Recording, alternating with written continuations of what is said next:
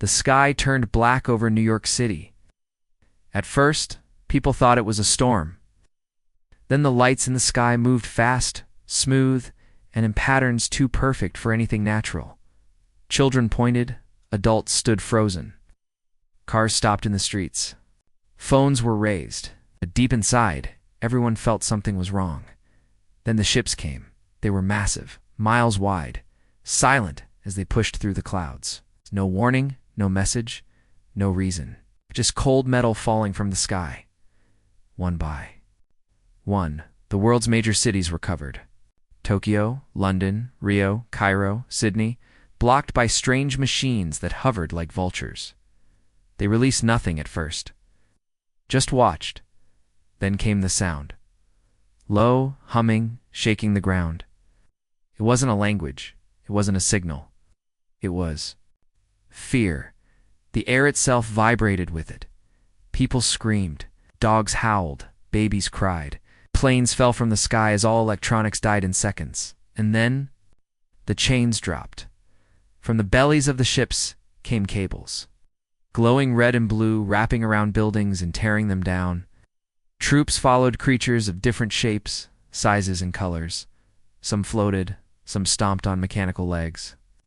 Some looked like insects. Others, like nightmares pulled from the darkest corners of the human mind, human soldiers fired.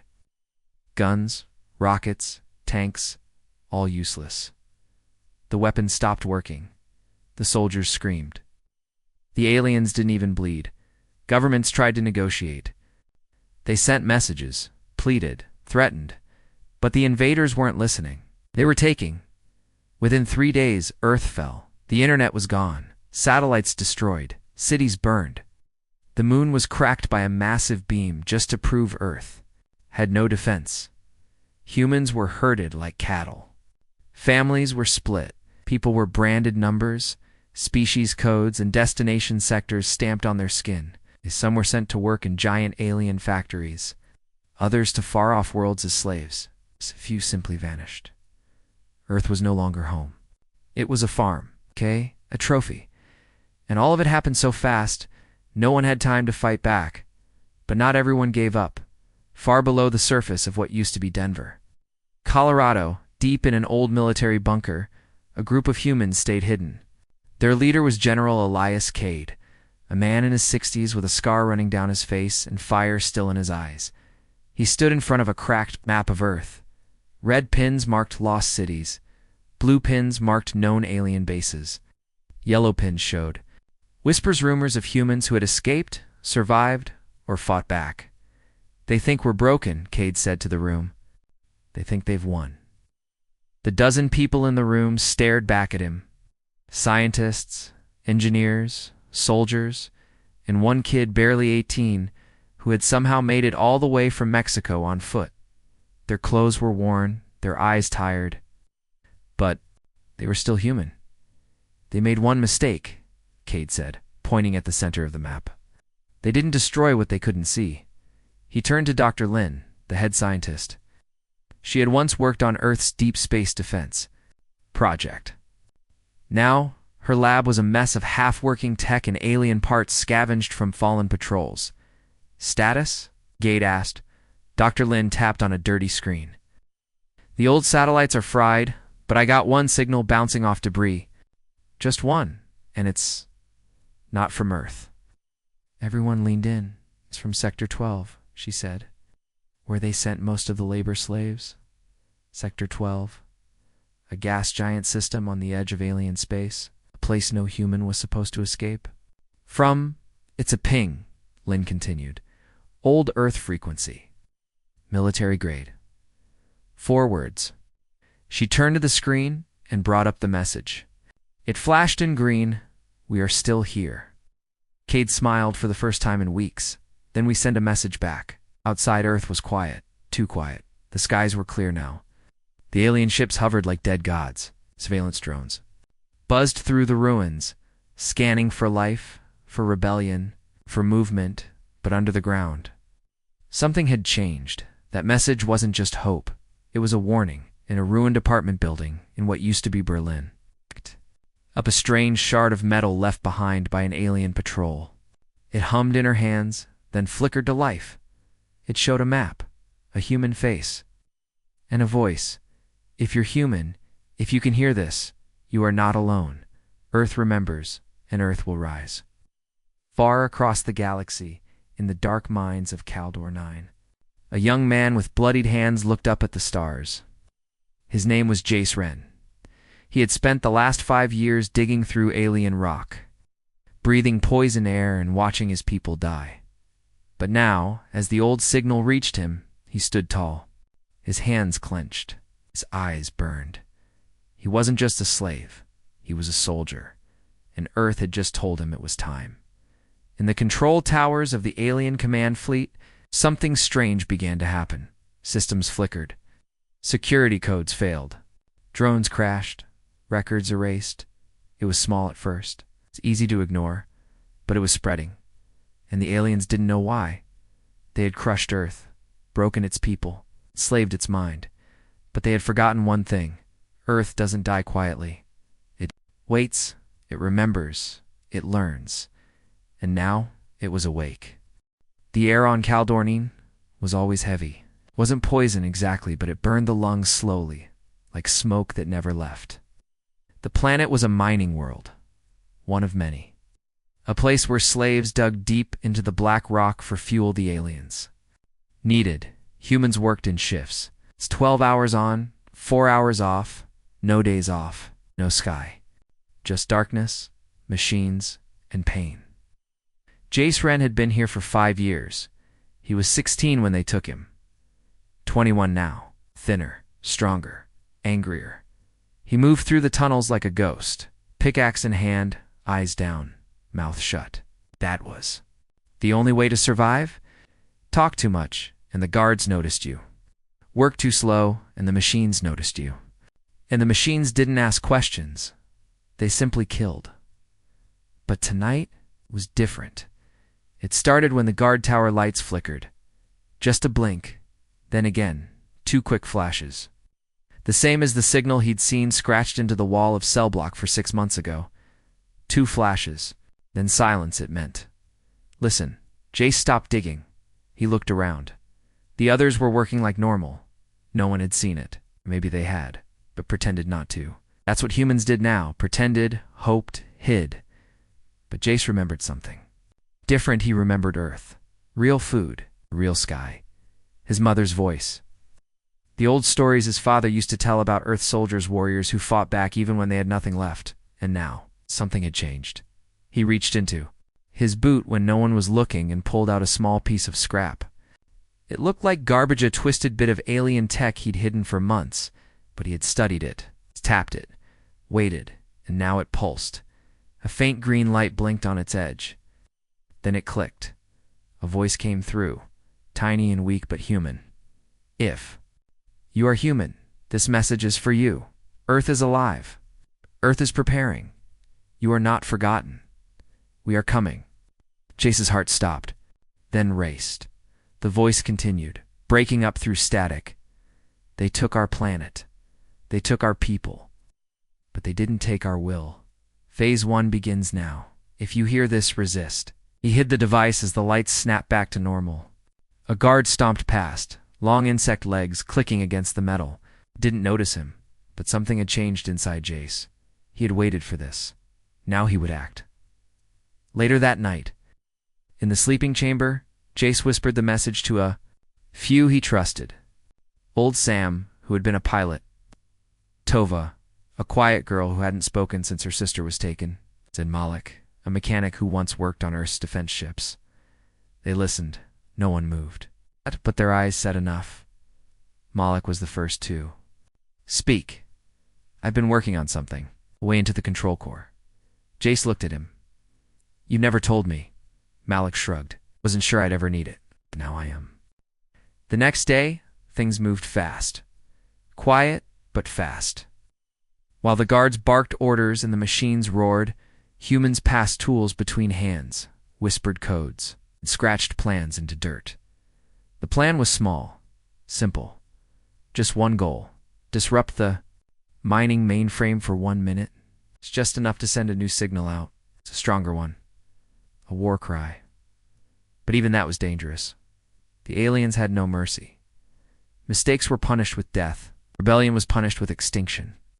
Jace had seen it before, an entire human camp erased with fire because one man tried to fight back. Still, they moved. 3 nights later, it began. The tunnel was dark as usual. But Jace could feel it, the tension in the air. The others were. In position, Malik was already in the sublayer, crawling through vents. Tova had set a distraction in Sector 9. Sam had rigged the lights to fail. All they needed was 60 seconds. Jace took a breath. He slammed his pick into the Walt. Weiss. Hard. The signal, then everything happened fast. Lights cut out, sirens, blared guards, shouted. Sparks flew from the far wall as Malik's makeshift charge hit the control box. The machines froze. Doors locked. The air turned red from backup lighting. In the chaos, Jace pulled the device from his boot and stabbed it into the exposed panel. The message uploaded in 3 seconds. That's all they got. Then the power returned. A plasma bolt hit the wall inches from Jace's head. The alien guard shrieked and fired again. Jace ducked, rolled, grabbed a tool from the floor, and drove it into the alien's throat. It screeched, twitched, died. He didn't stop to look. He ran. So did Malik. So did Tova. Alarms screamed louder. Gas filled the upper levels, where guards swarmed in.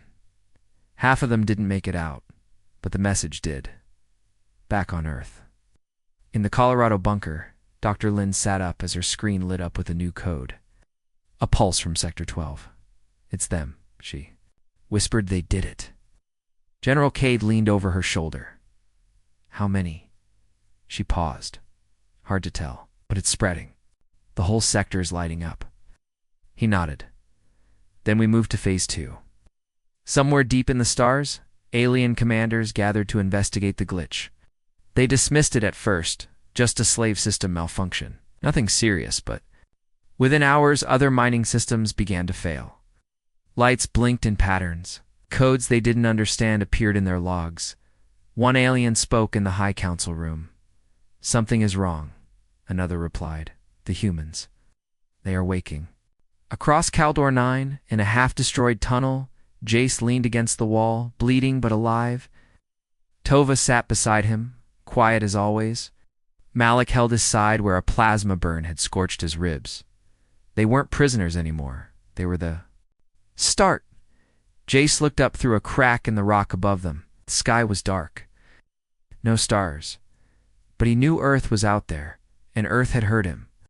The stars didn't look the same anymore.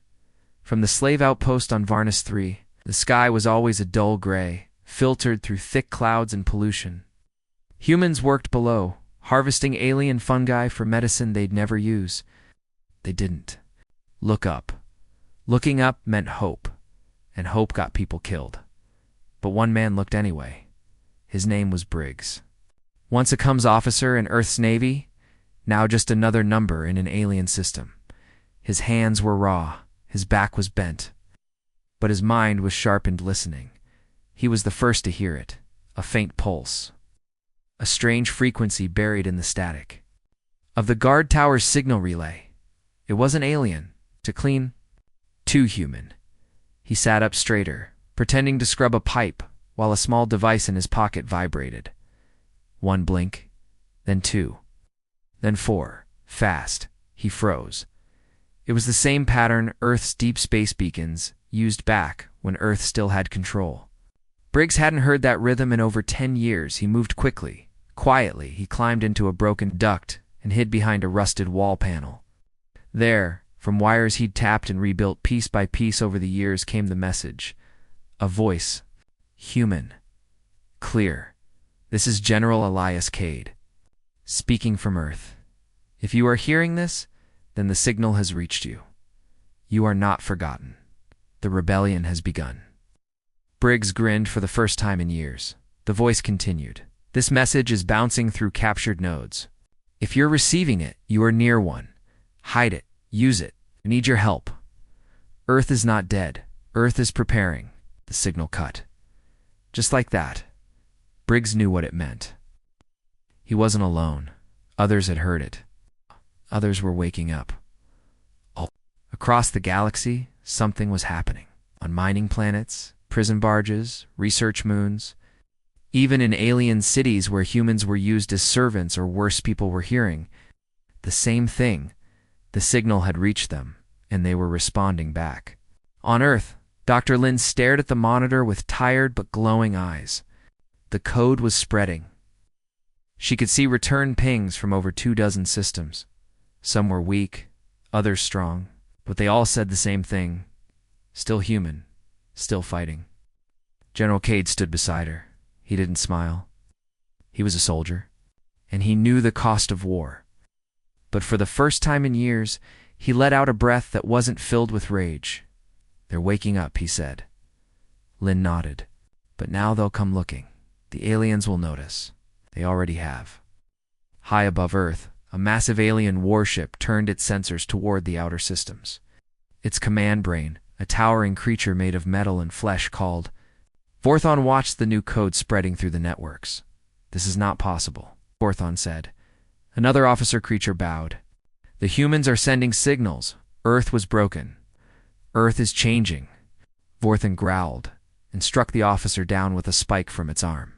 "Destroy the relays. Scramble the slave frequencies. Shut them down." Wow. But it was too late. In the jungles of Yara 7, a young woman named Nadia watched her alien master's communicator light up with human words. She stole it that night and sent back a message in the freezing dark of a mining moon. A child born in chains whispered the Earth's signal to his sick mother, and the hope in her eyes returned for the first time, even on the black market ships. Where humans were sold to the highest bidder, the message spread like fire. "We are still here." Some aliens laughed. Some didn't care. Others began to worry, because they remembered what humans were like before the fall, and they feared what they might become if that fire returned, back in Sector 12. Deep in the tunnels of Caldor 9, Jace Wren stood over a stolen control panel. Leek was rebuilding it using alien parts. Tova was quiet, always listening, always watching. They had survived the attack. Barely now. They were building something. "It's not enough to hear the message," Jace said. "We have to answer." Leek nodded. "We send a code burst. Direct. Straight back to Earth." "They'll trace it," Tova said softly. Jace looked at her. "Good.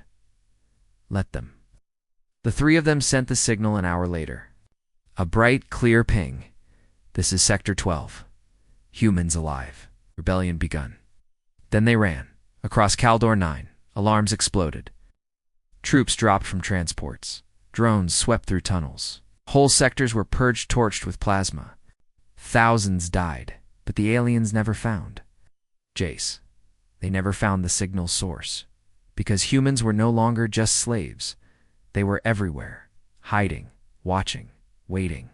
And now, they had direction. They had Earth. On the command deck of the alien flagship, Vorthon slammed its claw into a console. Maps flickered, code corrupted. Drones went dark. "What is this?" it shouted. An officer answered, fear in its voice. "They are using our own systems against us." "How?" How they... "Studied. They learned. They adapted." Vorthon stared at the growing web of human signals, like veins, like roots, like a disease spreading through its perfect machine. "No," Vorthon growled. "Not again." Earth had once made war with the stars. It had lost. But its memory remained. In the minds of slaves, the fragments of broken machines, in the whispers of children who had never even seen blue sky, and now that memory was rising back in Colorado. The lights in the underground bunker dimmed, then turned blue, an old signal for incoming Allied contact. Lynn stared at her console. "General, we have a reply. It's from Caldor 9. Cade stepped forward. "What does it say?" She read it out loud. "We are the spark. Light the fire. We're ready." Cade smiled, just a little. "It's time."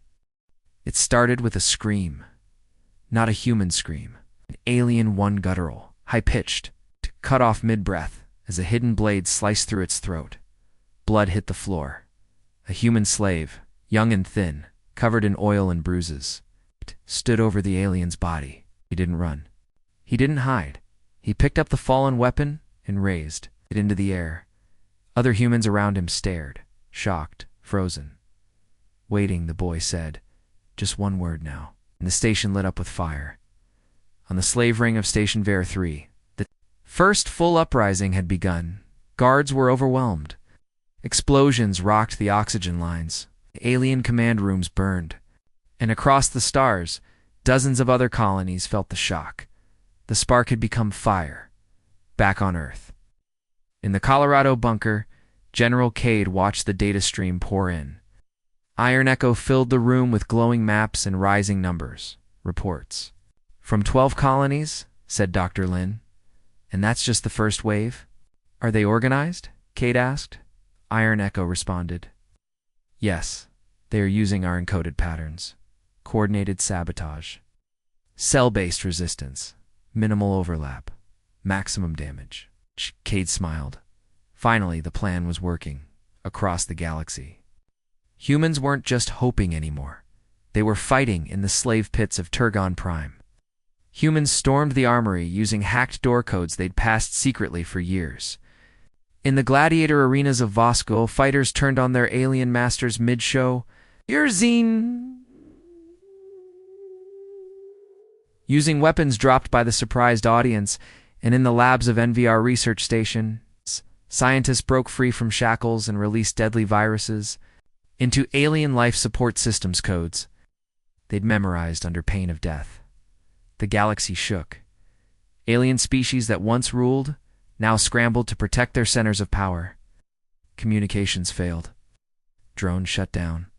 Entire slave systems fell silent. Vorthon, commander of the Galactic Coalition, stood before a broken display. The image showed a map full of red. Human-controlled territories, rebellions, interference points. "This is not a rebellion," Vorthon growled. "This is a war." His second-in-command bowed low. "And we strike. We burn every colony touched by the signal." "No," Vorthon said. "We strike the source. We strike Earth." The order was given. A fleet was assembled, fast, armed, and cruel. 10 ships, 20,000 troops, plasma beams that could tear cities apart. Their mission was simple: wipe Earth off the star map. But Earth was waiting. Inside the mountains, Iron Echo finished syncing with all underground systems. Its drones were armed. Anti-orbit weapons hidden in old dams and power stations were turned back on. Defense satellites once thought destroyed were reactivated with Earth-hack tech. The invaders didn't know it, but they were walking into a trap, far from Earth, in the burned-out ruins of a moon base. Jace Wren crouched with Malik and Tova behind cover. Their job wasn't to fight yet. Not directly. Their job was sabotage. "You see the fuel line?" Jace whispered. Malik nodded, 10 meters, guarded, armed. Jace grinned. "So what else is new?" Tova held up the old Earth signal trigger. "We hit it when you're ready." "Ready." Now, the three of them moved like ghosts. The enemy was distracted, focused on Earth. Not 3 slaves in the shadows. Malik slipped beneath a metal beam, reached the fuel line, and dropped a small device. Charge planted. Tova pressed. The trigger. Boom. The explosion lit the night sky. Flames erupted into the air. The nearby alien supply ships spun off course, crashing into a mountainside. Jace turned to the horizon and whispered, "For Earth." Their strike cut off power to 3 outer alien colonies. Within minutes, messages from those planets stopped. In the Colorado bunker, the news came in seconds later. Lynn stood over the console. "Fuel disruption confirmed. Another depot destroyed. That's number 7. Cade turned to Iron Echo. "When can we strike their home systems?" Iron Echo pulsed. "Soon. Final coordination underway." Signal spread nearing saturation. Resistance level now classified as global. Good. But Cade knew this was the point where wars turned.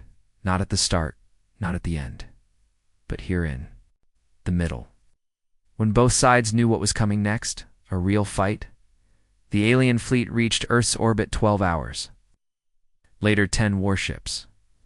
Dark, deadly, no warning. No signal, they dropped from FTL like thunder, and Earth responded. The skies above the planet lit up with silent fire. Stealth drones launched from underwater platforms.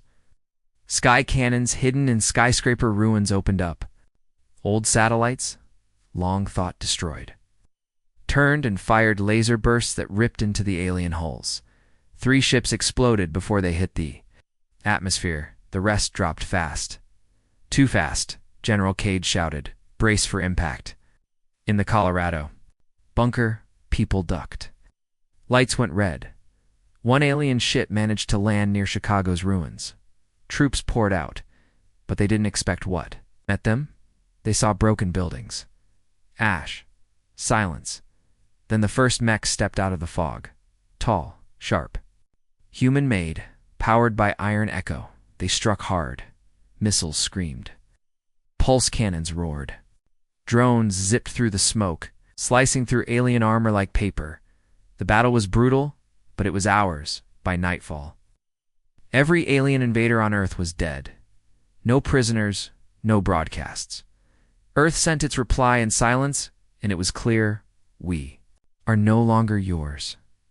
In the deep of space, Jace listened to the victory report. He didn't celebrate. He looked at the star map. At the alien homeworld still untouched, he turned to Tova and Malik. This was just the beginning, and they all knew it. The fire had started. Now it would spread. The bunker shook. Dust drifted from the ceiling. Lights flickered. Somewhere above, something massive had entered Earth's atmosphere. Dr. Lynn steadied herself against a console. That wasn't a quake, she said quietly. General Cade nodded. It was a landing. They both knew what that meant, as the aliens had noticed. Earth's silence was over. For years, Earth had been beneath their notice. Burned, enslaved, controlled. A farming world, slave world. Now the enemy was returning to make sure nothing remained, but Earth wasn't what it used to be.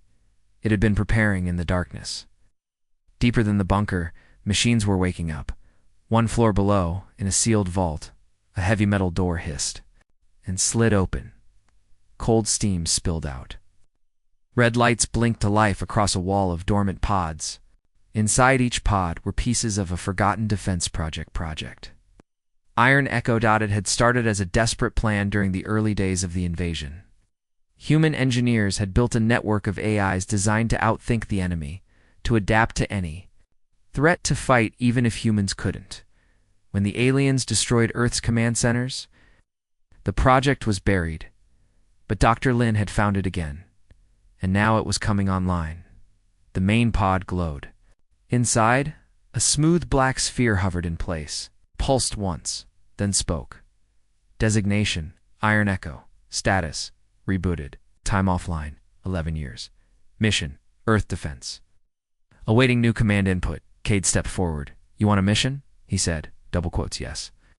Then listen closely. The war never ended, and Earth is ready to strike back. The AI paused, confirmed, uploading tactical libraries, updating invasion data, cross-linking resistance activity, ... processing. Target profiles identified, initiating battle simulations.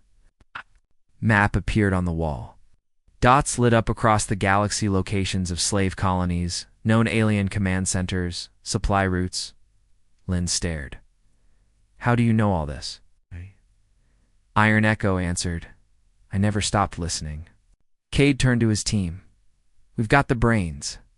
Now we need the teeth. Lynn smiled grimly. Then let's wake the wolves.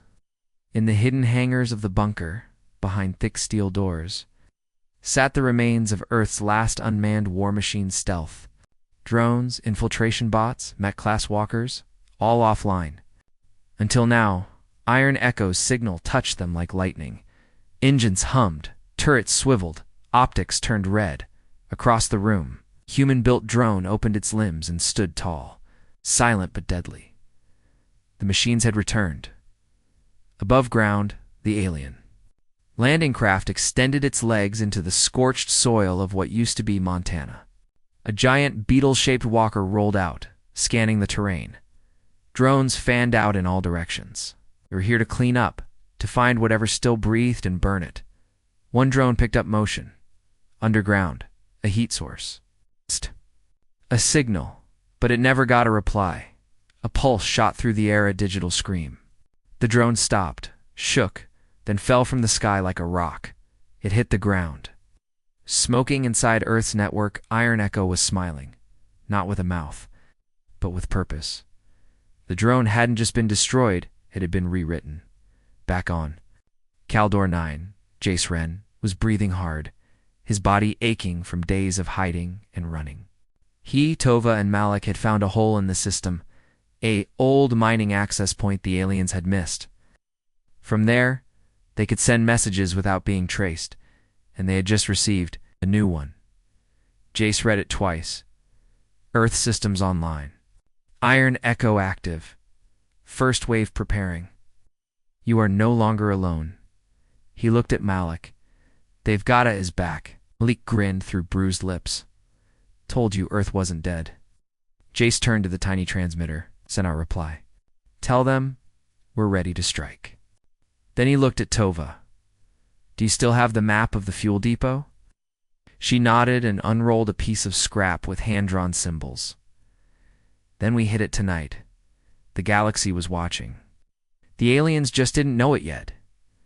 Inside the alien council chambers aboard the flagship Obedience, Vorthan studied the reports. More signals, more errors. Drone fleets going dark, slave colonies reporting chaos. What is causing this? He snarled. One of his officers shook. It is Earth. They're machines. They are not gone. Impossible. Project Echo has returned. Vorthan rose to his full height, metal legs unfolding like spears. Then we burn Earth completely. One beam? No survivors. But even as he spoke, his own systems flickered. Then something new appeared on his central console. One word, in human language. Listen. Vorthan hissed. Another word followed. Run. The monosco exploded in sparks. Iron Echo had reached them. Back on Earth, the old defense drones rose from hidden bunkers and rolled into launch positions. Missiles were armed. Hackers patched old codes together with stolen alien tech. Radio signals crossed stars. Earth had been enslaved. Now it was turning into a weapon. Inside the bunker, Lynn turned to Cade. We have the AI. We have the machines. But we're still outnumbered. Cade nodded. Not for long. The humans out there, they're ready. And they're waiting. He looked at Iron Echo. Give me a projection. Iron Echo responded instantly. If outer colonies rise in 72 hours, alien supply lines collapse in 10 days. Critical command centers vulnerable. Retaliation expected. Casualty estimates. High. Success probability increasing.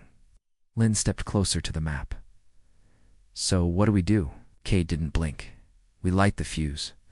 That night, in the cold sky over Earth, 6 human-built stealth drones launched from underground silos, H1 cloaked, each carrying enough power to level a city.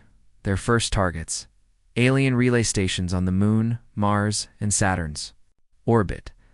The aliens thought they still controlled those places, but Earth was taking them back and across the stars. Enslaved humans everywhere looked up and saw lights in the sky. Something was happening, something big, and they knew exactly what it meant. Earth was no longer silent.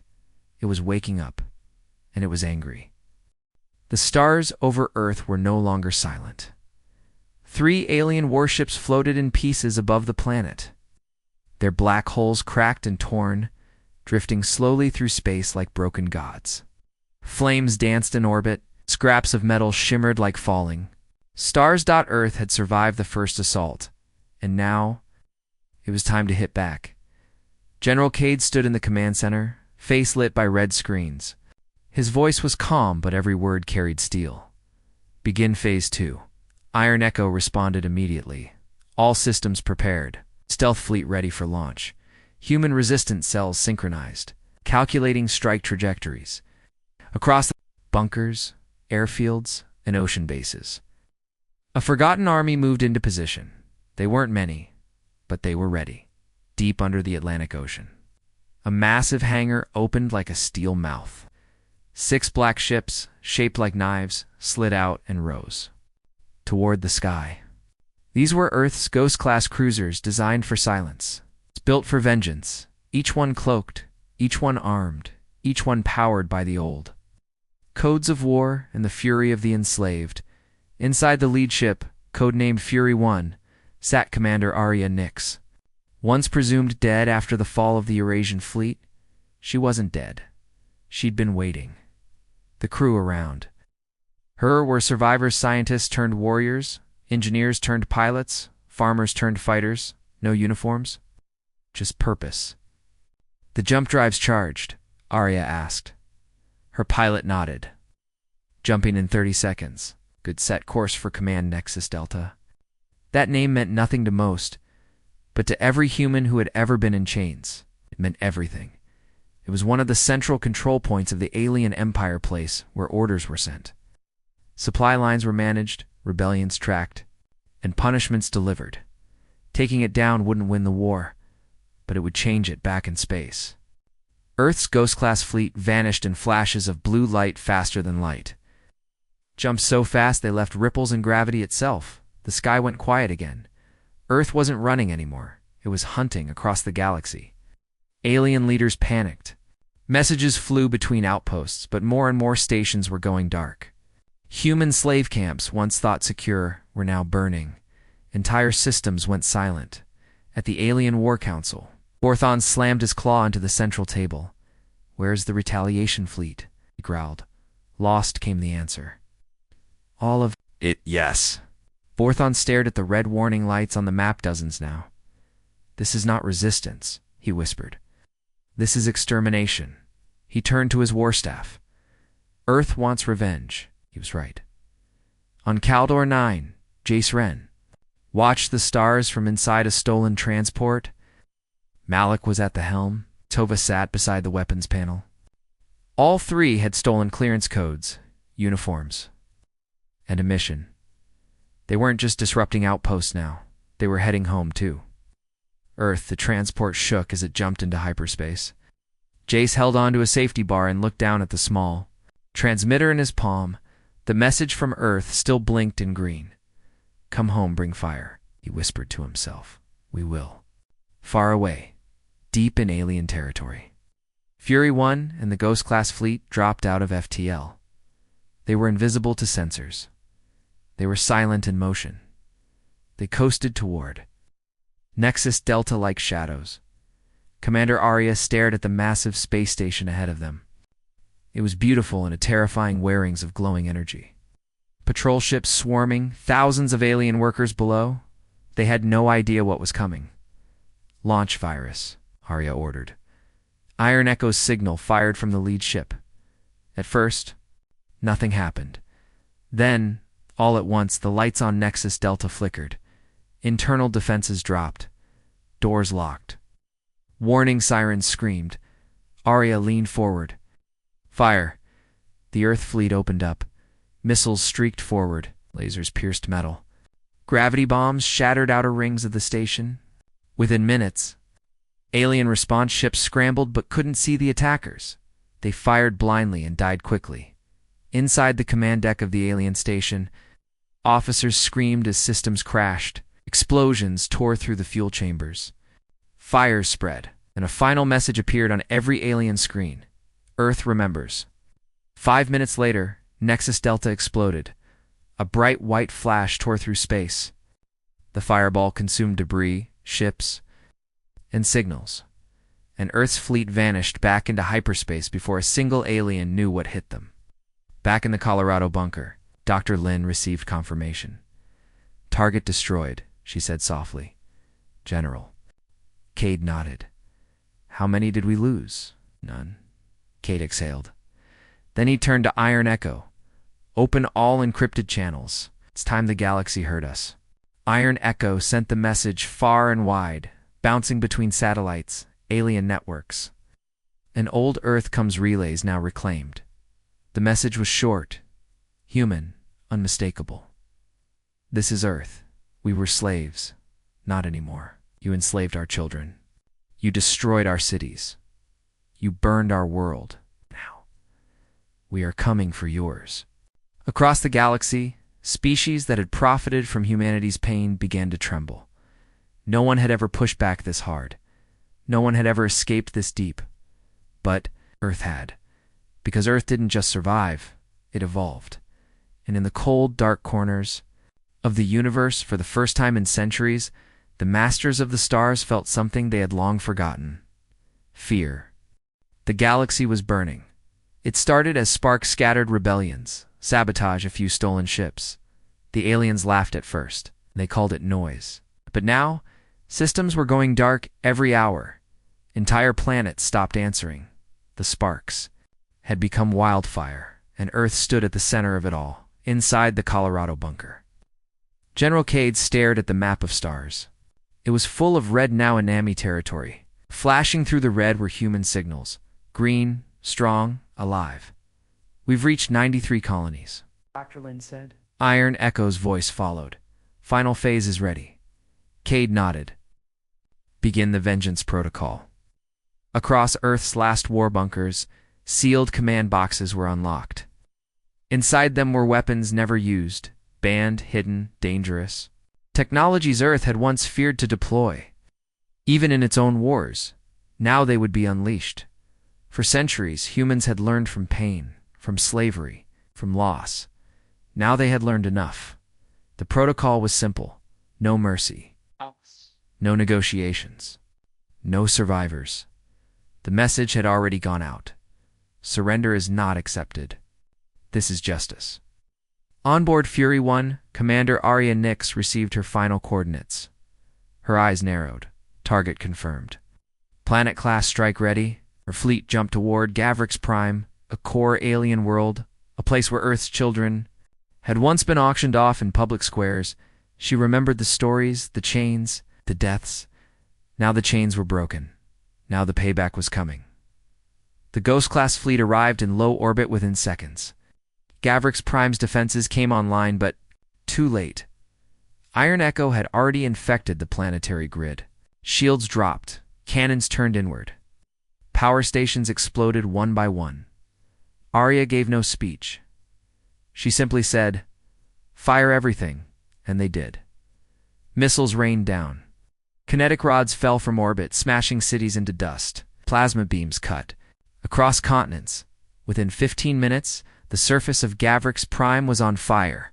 Alien leaders tried to flee. Earth's fighters shot them down. Civilians ran to bunkers. Earth's drones followed them in. They had shown humanity, no mercy. Now it was returned in full. Arya stood at the viewport as the planet burned. Her voice was cold, one down. Back on Caldor 9, Jace Wren and his team received new orders. Disable the core communications of the Alien Council itself. It was dangerous. Impossible even. But they didn't care. The pain of 5 years in chains still lived in their bones. Jace held the device Iron Echo had sent small. Pulsing deadly. "Let's finish this," he said. Tova and Malik followed him into the underground tunnels of the Com Center. They had stolen the uniforms. They had mapped the defenses. They moved quickly. Inside the alien server vault, they planted the virus. Jace stared at the screen as Iron Echo's code spread through the system like rot. The aliens watching from there. Council ships suddenly lost contact with the central command. Vorthan roared in fury as screens went black. "Find them!" He screamed, "Find the humans!" But he was too late. Every security system in the Galactic Council began turning off. Doors opened without keys. Vaults shut down. Banking networks collapsed. Weapon permissions failed. And on every screen, one phrase appeared: "We do not forget." Back on Earth, General Cade watched as target after target fell. Industrial planets, military moons, slave colonies, each one destroyed by humans who had once cried under alien boots. The protocol continued. There was no cheering, no celebration, only the cold silence of justice. on a broadcast hijacked across over 100 worlds.